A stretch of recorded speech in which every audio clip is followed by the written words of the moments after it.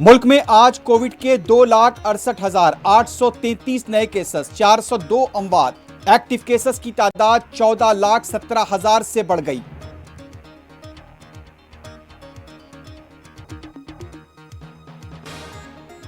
पांच रियासतों की इंतखाबी मुहिम के लिए रैलियों पर से क्या पाबंदी हटाई जाएगी, इलेक्शन कमीशन आज करेगा फैसला।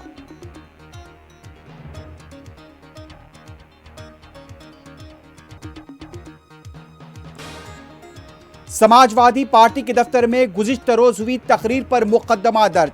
स्वामी प्रसाद मौर्य ने कहा, कवायद की खिलाफ वर्जी नहीं की गई।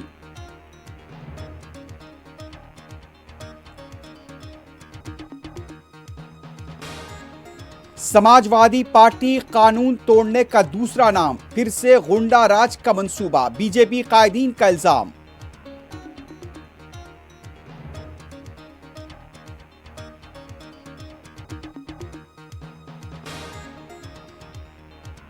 चीन में कोरोना के बढ़ते हुए केसेस के बायस शंघाई में सयाहती सरगर्मियां मुअत्तल।